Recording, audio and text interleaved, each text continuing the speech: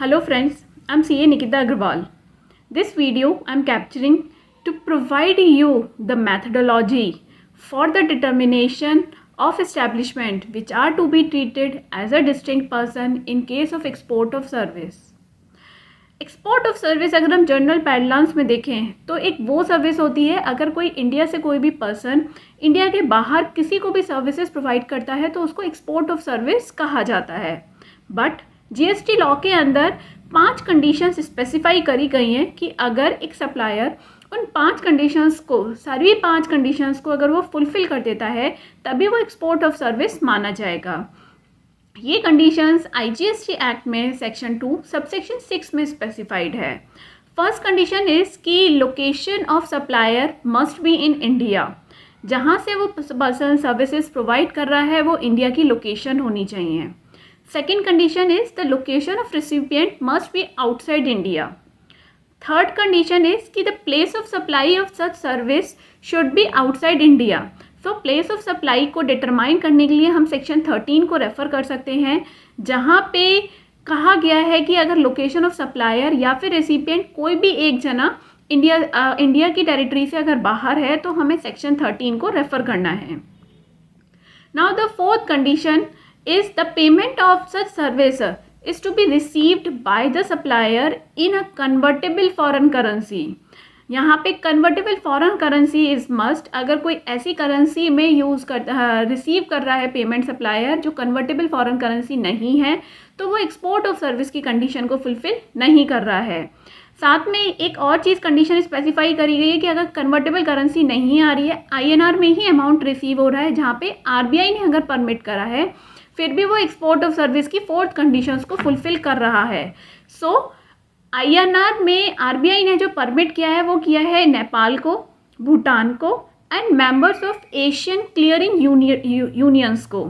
तो अगर यही 3 कंट्रीज़ जो हैं या मेंबर्स इनके जो हैं अगर ये आईएनआर में पेमेंट करते हैं then RBI has permitted them for this payment और हम इसको अपनी export of service GST law में फोर्थ कंडीशंस को भी फुलफिल कर रहे हैं.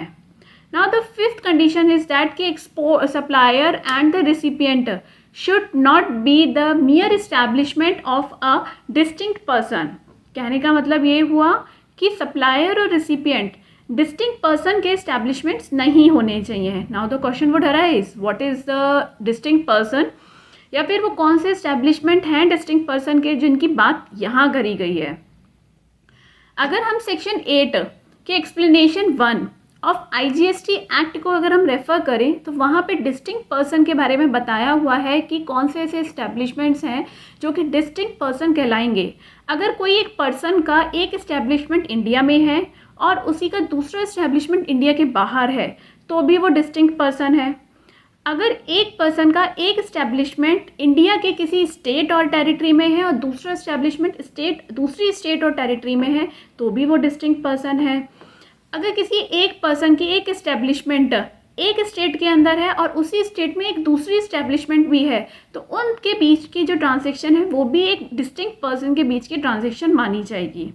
Now again the question would still stand कि ऐसे कौन से इस्टेब्लिशमेंट हैं जिनको डिस्टिंक्ट पर्सन हम नहीं मानेंगे क्योंकि एक पर्सन की एक यूनिट अगर इंडिया में है या इंडिया से बाहर है. एक्सपोर्ट ऑफ सर्विसेज के केस में इंडिया की टेरिटरी से बाहर होना ज़रूरी है रिसिपिएंट को. अगर उसकी एक इस्टेब्लिशमेंट इंडिया से बाहर है तो भी उसको डिस्टिंक्ट पर्सन माना गया है. तो ऐसे कौन सी ऐसी इस्टेब्लिशमेंट हैं जो डिस्टिंक्ट पर्सन नहीं कहलाएंगी. सो इसी को एक्सप्लेन करने के लिए मैंने ओवरऑल अगर स्टडी करके मैंने आपके लिए 3 केसेस निकाले हैं कि ऐसी कौन कौन सी सिचुएशंस बन सकती हैं जहाँ पे कि वो डिस्टिंक्ट पर्सन हमारे बनेंगे और जहाँ पे हमारे डिस्टिंक्ट पर्सन नहीं बनेंगे. Let's take first case. First case में मेरा है कि अगर एक फॉरेन कंपनी है जो कि इंडिया के बाहर के लॉज के हिसाब से इनकॉर्पोरेट हुई है इंडिया के बाहर, वो अपना बिजनेस एक्सपैंड करने के लिए इंडिया में एक अपना ब्रांच ऑफिस, रिप्रेजेंटेशनल ऑफिस या फिर एजेंसी ओपन करती है. तो क्या जो ट्रांजैक्शन जो ब्रांच ऑफिस अगर कोई भी सर्विसेज प्रोवाइड कर रहा है इंडिया में लोकेटेड होके एक फॉरेन कंपनी को जो कि बाहर लोकेटेड है तो क्या ये सर्विसेज जो है एक्सपोर्ट ऑफ सर्विस में कवर होंगी. आंसर अगर हम देखें तो हमें वही सेक्शन 8 एक्सप्लेनेशन 1 को हम रेफर करेंगे, जिसमें लिखा हुआ है कि कोई भी पर्सन की जो इस्टेब्लिशमेंट इंडिया में हो और इंडिया के अगर बाहर है तो वो डिस्टिंक्ट पर्सन कहलाएंगे। अगर हम पर्सन की डेफिनेशन को जीएसटी लॉ में अगर जाके देखेंगे तो हमें पता चलेगा कि कंपनी और a foreign company are two different person.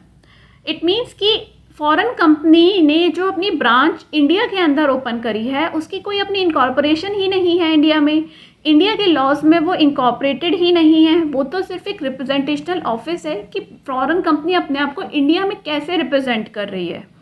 इसी वजह से ये एक तरीके से जो सर्विसेज ब्रांच फॉरेन कंपनी को प्रोवाइड कर रही है वो डिस्टिंक्ट पर्सन ही माना जाएगा, ना कि डिस्टिंक्ट पर्सन नहीं माना जाएगा। कहने का मतलब सिंपली इतना है कि अगर कोई भी ब्रांच फॉरेन कंपनी की कोई भी ब्रांच इंडिया के अगर अंदर लोकेटेड है और वो किसी फॉरेन कंपनी जो कि बाहर लोकेटेड है उसको अगर सर्विसेज प्रोवाइड कर रही है तो ये डिस्टिंक्ट पर्सन की एक्टिविटीज़ माना जाएगा। देयरफॉर इस तरीके की ट्रांजैक्शन को एक्सपोर्ट ऑफ सर्विस में कवर नहीं किया जाएगा, चाहे उसकी फर्स्ट 4 कंडीशंस क्यों ना फुलफिल हो रही हो। Now the next case would be कि एक इंडियन कंपनी है, इंडिया में इनकॉर्पोरेटेड है अंडर कंपनीज एक्ट 2013 के हिसाब से, वो अपना बिजनेस एक्सपैंड करने के लिए अपनी एक ब्रांच ऑफिस, एक रिप्रेजेंटेशनल ऑफिस, एक एजेंसी इंडिया के बाहर ओपन कर रही है। अगर जब वो इंडिया के बाहर एक अपना ब्रांच ऑफिस ओपन करती है तो वो वहाँ के लॉ से इंकॉर्पोरेट नहीं करती है, वो एक रिप्रेजेंटेशन होती है इंडियन कंपनी की बाहर की कंट्रीज से। तो अगर इंडिया की कंपनी अपने ब्रांच ऑफिस को कोई भी सर्विसेज प्रोवाइड कर रही है तो वो एक डिस्टिंक्ट पर्सन मानी जाएगी। क्यों? क्योंकि उसकी अपनी कोई इनकॉर्पोरेशन नहीं है ब्रांच ऑफिस की बाहर, वो इंडिया की ही एक यूनिट की तरह से काम कर रही है, इंडिया की एक कंपनी की ही तरीके से बाहर काम कर रही है। देयरफॉर तो कोई भी अगर सर्विसेज इंडियन कंपनी एक ब्रांच अपने ब्रांच ऑफिस जो कि बाहर है उसको अगर प्रोवाइड कर रही है तो उस केस में ये एक डिस्टिंक्ट पर्सन के बीच की एक्टिविटी है। यहाँ पे भी एक्सपोर्ट ऑफ सर्विस ये ट्रीट नहीं होगा कि अगर इंडिया कंपनी ये कहने लगी कि भाई ये एक्सपोर्ट है, नहीं। एक जनरल पैरेलल्स में देखें तो हाँ है, मगर अगर हम जीएसटी लॉ के हिसाब से देखें, टैक्स लेविएबल के हिसाब से देखें तो ये एक्सपोर्ट नहीं है, चाहे हमारी फर्स्ट 4 कंडीशंस ही क्यों ना फुलफिल हो रही हो, because all the conditions need to be fulfil simultaneously. Now my third case is a very effective one for the determination of the establishment of a distinct person. हमने अपने first 2 cases में ये देखा एक incorporation होना is very important. उसी के base पे मेरा थर्ड केस डिपेंडेंट है कि एक होल्डिंग कंपनी है जो कि फॉरेन कंट्री में इस्टेब्लिश्ड है, उसने अपनी एक सब्सिडरी कंपनी बनाई इंडिया में और वो इंडिया के कंपनीज एक्ट 2013 के हिसाब से प्रॉपर्ली इनकॉर्पोरेटेड भी है और एक सेपरेट बिजनेस रन कर रही है, अपना सेपरेट लीगल एंटिटी है, कंपनीज के जितने भी क्वालिफिकेशंस होती हैं, जितने भी फीचर्स होते हैं वो एक सेपरेटली उसने इनकॉर्पोरेट की है, एक सब्सिडरी कंपनी और सेपरेटली रन हो रही है। चाहे वो मतलब अगर मैं कहूँ कि वो होल्डिंग कंपनी की वो होली ओन्ड भी हो सकती है सब्सिडरी या फिर पार्शली ओन्ड भी हो सकती है। उस केस में अगर कोई भी इंडियन कंपनी जो है, तो जब कोई भी एक सब्सिडरी कंपनी इंडिया में इनकॉर्पोरेट हुई है तो वो एक इंडियन कंपनी ही कहलाएगी क्योंकि उसकी एक सेपरेट लीगल एंटिटी है। अगर वो इंडियन सब्सिडरी कंपनी एक होल्डिंग फॉरेन कंपनी को सर्विसेज प्रोवाइड करती है, चूँकि इनके बीच की इनकॉर्पोरेशन अलग है, सेपरेट लीगल एंटिटी अलग अलग है, इसी वजह से अगर कोई भी इंडियन सब्सिडरी कंपनी कोई भी होल्डिंग फॉरेन कंपनी को सर्विसेज प्रोवाइड कर रही है तो वो डिस्टिंक्ट पर्सन एस्टैब्लिशमेंट नहीं कहलाएगी। The only simple case is that कि उस केस में आपका इनकॉर्पोरेशन कहाँ पर है वो चीज़ देखना ज़्यादा इम्पॉर्टेंट है ना। अगर इसका वाइस वर्सा केस लेते हैं कि इंडिया के अंदर एक होल्डिंग कंपनी है, उसने एक अपनी सब्सिडरी कंपनी इंडिया के बाहर ओपन करी है, सो इन दैट केस चूँकि इनकॉर्पोरेशन अलग अलग है, दोनों की सेपरेट लीगल एंटिटी अलग अलग है, तो जो भी सर्विसेज अगर इंडियन होल्डिंग कंपनी प्रोवाइड करती है अपनी सब्सिडरी फॉरेन कंपनी को, उस केस में ये जो एक्टिविटी होगी ये डिस्टिंक्ट पर्सन की एक्टिविटी नहीं है। देयरफॉर ये अपनी एक्सपोर्ट ऑफ सर्विस की 5th कंडीशन फुलफिल कर रही है। अगर बाकी 4 कंडीशंस भी फुलफिल कर रही हैं, ये 5th mere establishment of distinct person भी नहीं है, देयरफॉर एक्सपोर्ट ऑफ सर्विस की जो 5 कंडीशंस हैं वो प्रॉपरली फुलफिल हो रही हैं, और इस केस में सप्लायर के पास ऑप्शन है कि वो विद पेमेंट या फिर विदाउट पेमेंट ऑफ टैक्स की कोई सी भी कंडीशंस को जाके अवेल कर सकता है। अगर वो विदाउट पेमेंट ऑफ टैक्स पे जाता है तो उसको लेटर ऑफ अंडरटेकिंग फाइल करना, RFD 11 के अंदर लेटर ऑफ अंडरटेकिंग फाइल करना ज़रूरी है, तभी वो विदाउट पेमेंट ऑफ टैक्स के ऑप्शन को अवेल कर सकता है।